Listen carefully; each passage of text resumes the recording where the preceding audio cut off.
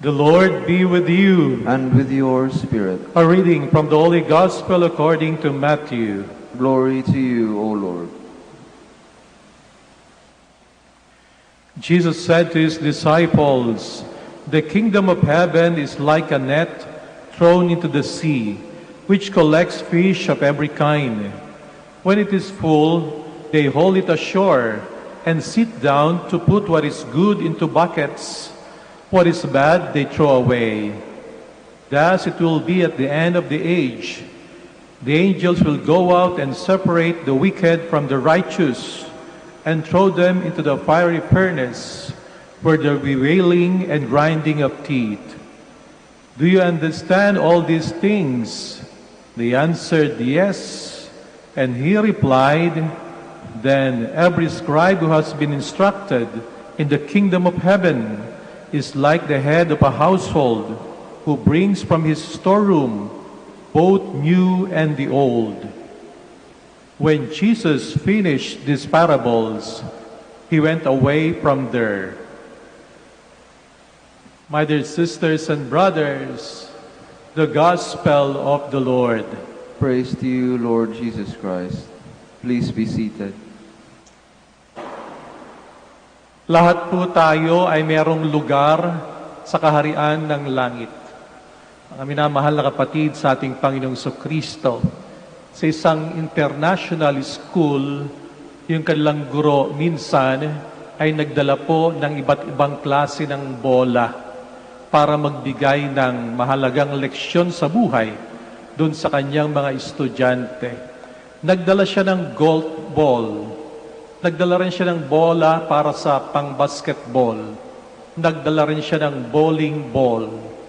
Tang sabi niya sa kanyang mga mag-aaral, imagine ninyo kung ano mangyayari kung itong golf ball ang ating i-dribble, itong ating gagawing pang-basketball, tatalbog kaya ng mataas.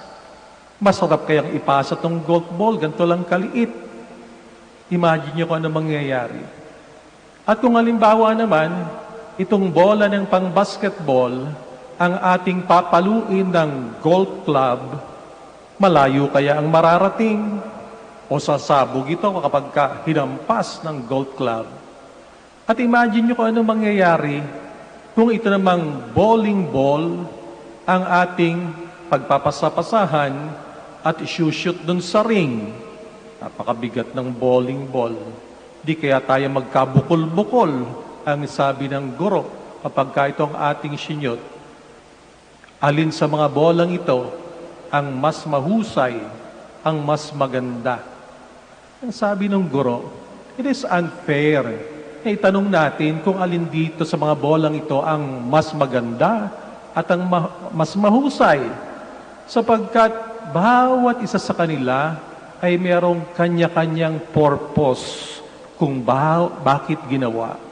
Siyempre, yung golf ball, napakahusay gamitin niya kapag nag-go-golf ka. At yung bola ng basketball, mahusay yan kapag ginawa mo, ginamit mo sa pag-basketball. At ganun din naman yung bowling ball. Kaya hindi makatwiran na ating ikumpara o itanong kung alin dyan ang mas mahusay, ang mas maganda o mas magaling. Yung gumawa niyan ay may kanya-kanyang layunin para sa kanila. At ganoon din naman sa ating buhay, ang sabi ng guro. Lahat tayo'y nilikha ng Panginoong Diyos. May kanya-kanya tayong purpose. Meron tayong layunin. Iba-iba tayo. Yung iba'y matangkad, yung iba'y pandak, yung iba'y payat, yung iba'y mabigat, yung iba'y magaling sa music, yung iba'y sa ibang sports o other social sciences. Yung iba ay maputi, yung iba'y brown, iba'y kulay yellow ang balat, at yung iba'y maitim. Napaka-unfair kung sasabihin natin na mas magaling yung mga puputi, mas maganda yung mga puputi, at napakapangit ng mga may itim. Meron ako dating isang profesor Ang sabi ko, at tinanong siya namin mga estudyante, bakit po kayo nagkatoliko? At ang sabi niya, alam mo, gustong gusto ko dito sa simbahang katoliko. Kasi dito sa simbahang katoliko, lahat ay tinatanggap. Makasalanan o banal, tanggap natin. Mabuti o masama, tanggap natin. Ako'y maraming kalokohan ang sabi niya. At ako'y bagay na bagay dito sa simbahang katoliko. Kasi ang simbahang katoliko, inclusive. Lahat ay tinatanggap. Hindi sinasabing, o ikaw, bad boy ka, huwag ka pumasok dito.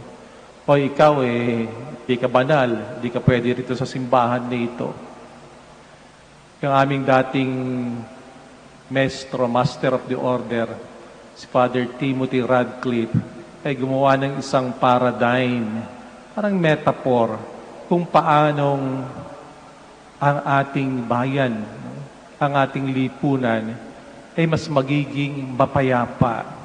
Ang sabi niya, ang isang pamilya, ang isang komunidad ay parang katulad ng ecological system. Alam niyo itong ecological system, mayroong balance, no? At lahat ng uri ng hayop at ng halaman ay dapat nabubuhay. Yung iba'y paru-paro, yung iba naman ay bubuyog, yung iba ay palaka, yung iba ay ahas, yung iba'y isda, yung iba'y bulaklak. Huwag mong papatayin. Yung iba kasi ahas siya. Huwag sasabihin ng palaka, dapat katulad nyo ako. Huwag sasabihin ng paru-paro, dapat lahat kayo paru-paro. Kapag ka may sinira ka dyan, masisira ang ecological balance. Hindi ba't ganun din naman ang ating karanasan sa buhay natin? Bagamat tayo mga tao, pero unique ang bawat isa. Merong pagkakaiba-iba. Ang hangarin natin ay, bagamat may pagkakaiba-iba, try to do your best to be what God meant you to be. Kung ano yung kalooban sa'yo ng Panginoong Diyos, maging best ka doon sa kung ano ang gusto niya. Yun ang mahalaga. At ganun din naman ang isipin natin doon sa iba. Kung ano ang gusto ng Panginoong Diyos. Pagsikapan natin na maging tayo. Di ba't napakasarap sa isang lipunan kung saan ang bawat isa ay merong lugar. Tinatawag itong tolerance. Nung tinignan ko kung anong translation sa Tagalog ng salitang tolerance, napakaganda. Nakalagay ay pagpaparaya.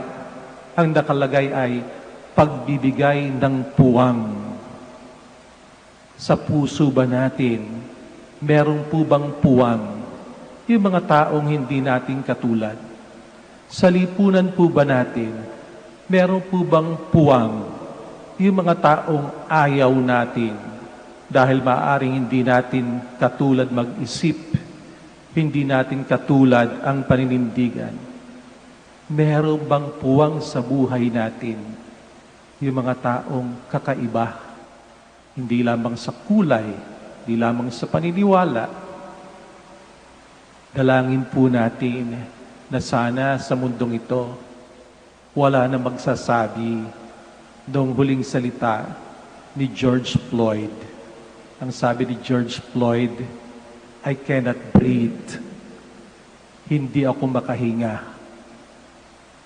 Sana sa bawat pamilya, bawat miyembro ng pamilya, walang magsasabi na, hindi ako makahinga. Sana sa ating bayan, lahat ay makahinga at lahat ay umunlad ayon sa kalooban ng ating Panginoong Diyos.